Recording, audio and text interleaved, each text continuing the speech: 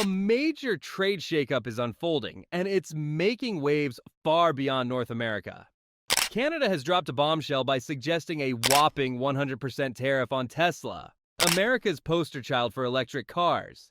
But this isn't just about one company.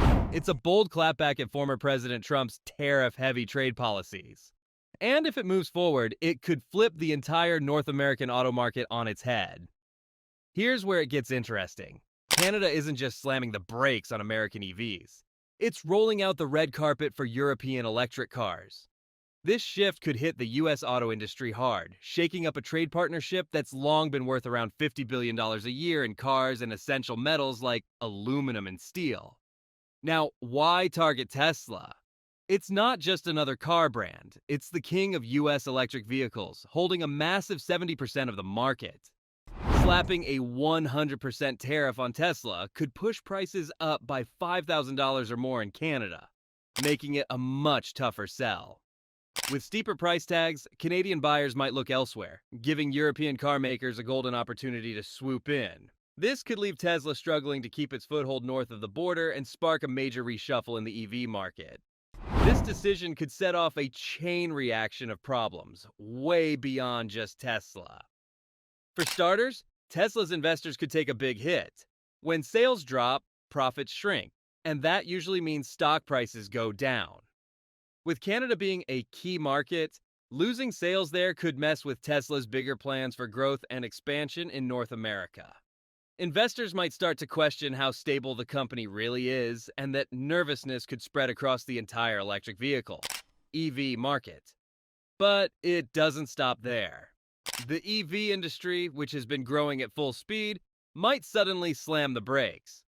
As production costs go up and car prices rise, fewer people might be able to afford electric vehicles.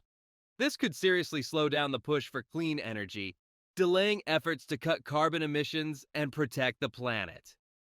Tesla now finds itself right at the center of this trade storm. You might be wondering, can a single tariff really shake up the entire US auto industry? Absolutely. The ripple effect could be massive. Let's break it down. Tesla isn't just another American car company, it's the face of the global EV movement. The company plans to sell over 1 million cars worldwide this year, with more than 50,000 of those sales coming from Canada. But if Canada goes through with this 100% tariff, the price of a Tesla in Canada could skyrocket. Imagine this. A Tesla Model 3, which currently sells for about $40,000, could suddenly cost around $80,000. That kind of price tag would put it out of reach for most buyers. And here's the kicker. It's not just Tesla that's at risk. The entire North American auto industry could feel the heat. Big names like General Motors, Ford, and Chrysler could all get caught in the crossfire. Canada produces over 2 million cars every year, many of which are shipped straight to the US. If this tariff fight spirals, factories could shut down, leaving thousands of workers without jobs and shaking the entire industry. Canada's auto industry pulls in about $50 billion every year, but this brewing trade war, it's threatening to throw a wrench into the entire North American economy. So, how did it all get to this point? And why didn't the US see Canada's bold move coming? When one of America's biggest trade partners decides to push back, things get messy fast. And that's exactly what just happened. Canada threw down the gauntlet, and the Trump administration completely blindsided. Trade between the US and Canada is massive, over $800 billion a year. That's a lot of money on the line. But instead of folding under US pressure, Canada hit back hard. They slapped retaliatory tariffs on American goods, opened doors to new markets, and tightened ties with the European Union, all to safeguard their economy.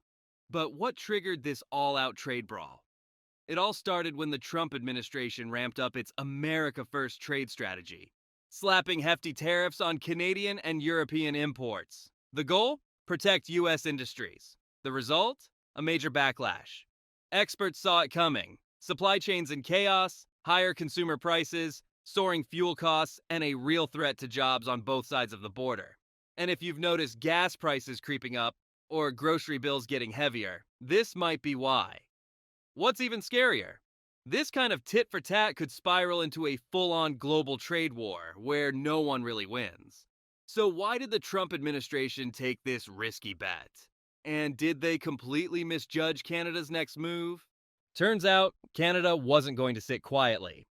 Prime Minister Justin Trudeau wasted no time calling the US tariffs unfair and warning that they'd hurt both economies.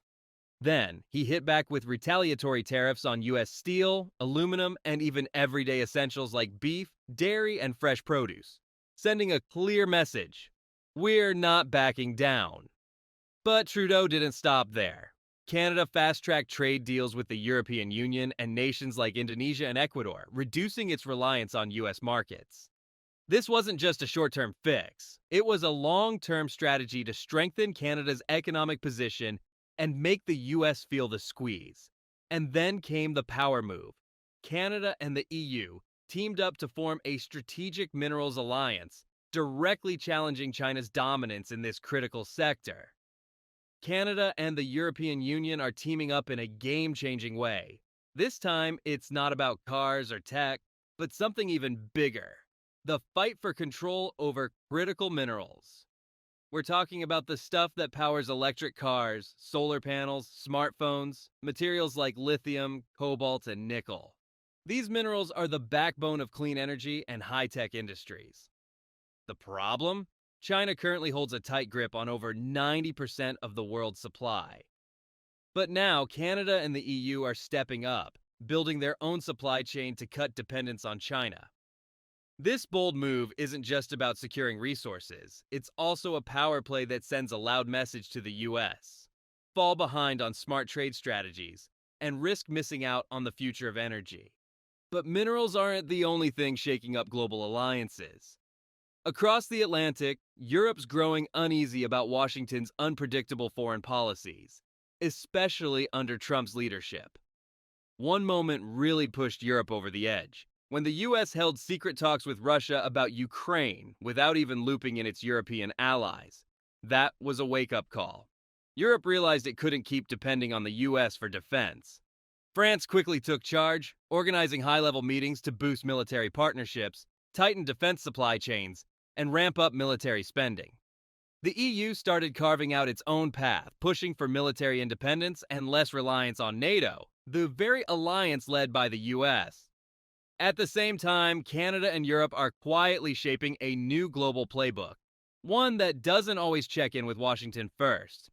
Meanwhile, the trade tensions between the US and Canada are spiraling into unexpected territory, hitting industries that few thought would get caught in the crossfire. Take American farmers, for example. They've been thrown into chaos.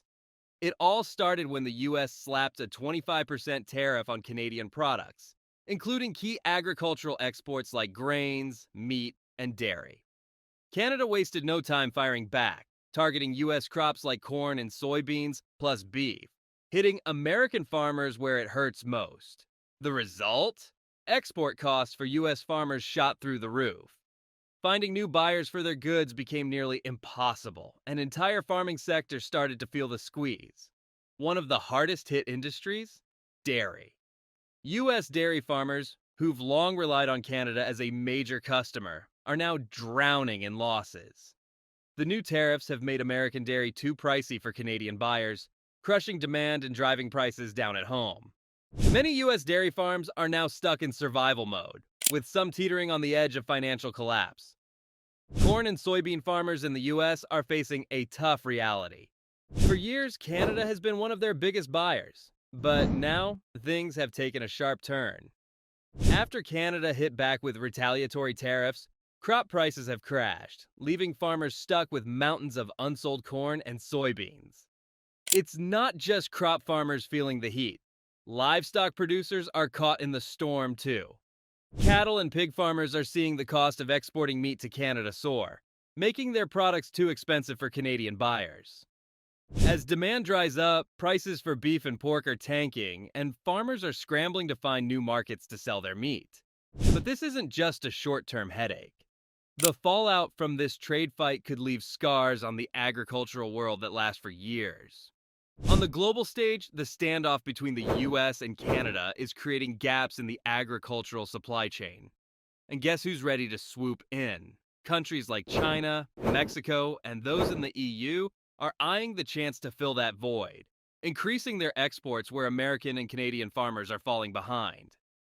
Back home, U.S. farmers are trying to fight back by turning to high-tech farming methods like precision agriculture. These tools can boost efficiency and cut waste. But there's a catch. They come with a hefty price tag, and with profits sinking fast, many farmers simply can't afford the investment right now.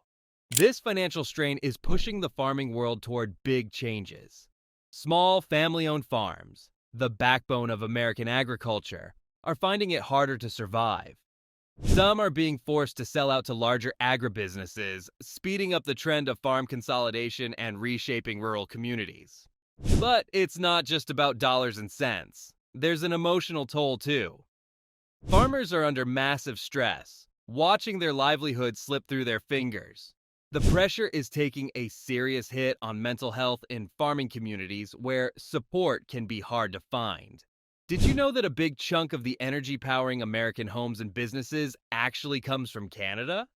Yep, our northern neighbor is like the secret fuel tank for the US economy. But what if, just imagine for a second, Canada suddenly shut off the tap? Picture this: gas prices shooting through the roof, factories going dark, and families opening their energy bills only to gasp at sky-high numbers. Sounds wild, right? But it's not as far-fetched as you might think. Let's break it down. The US, the world's largest economy, leans heavily on Canada for all sorts of energy, from oil and natural gas to hydropower and even uranium for nuclear plants. Without Canada's steady supply, the US would be in serious trouble, especially during those freezing winter months when heating becomes a lifeline. Take hydropower, for example. States like New York and Vermont get a big chunk of their electricity from hydro plants in Quebec. It's clean, it's affordable, and it's a key part of America's renewable energy game plan. But if Canada decided to pull the plug, those states could be staring down blackouts and energy shortages.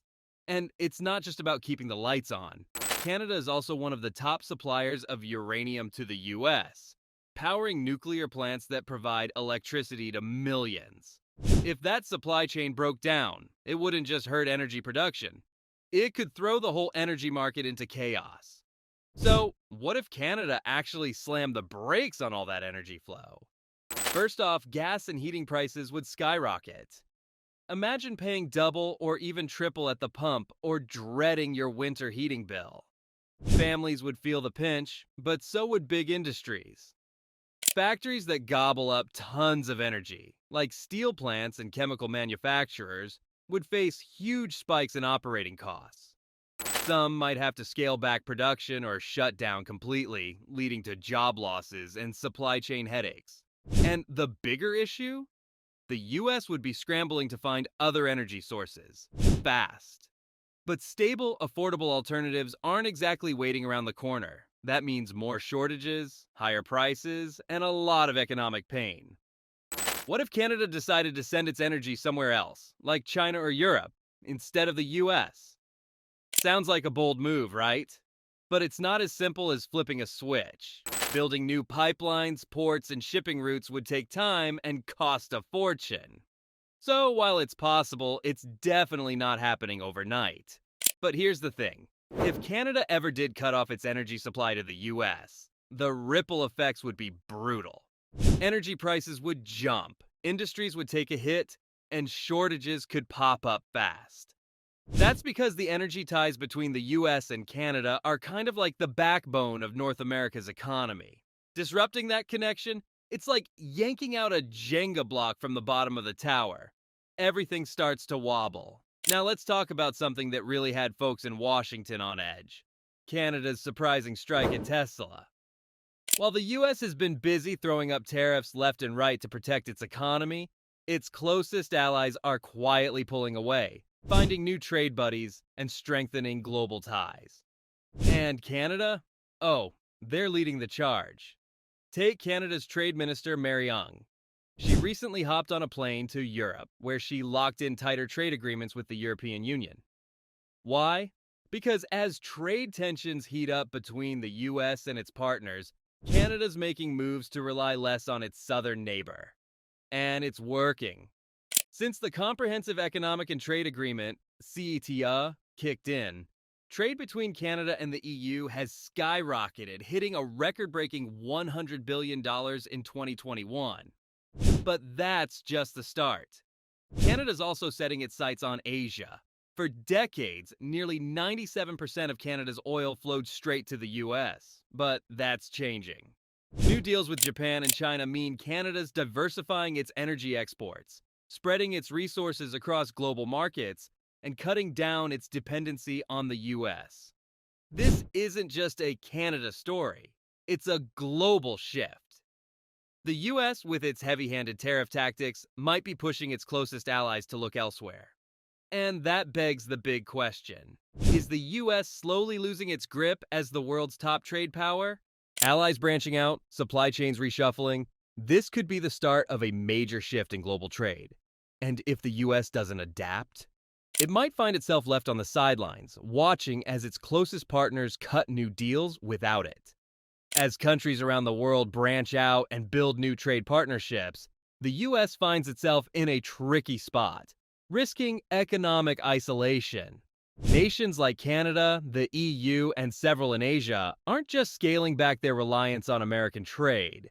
They're also teaming up with each other, creating strong, independent networks.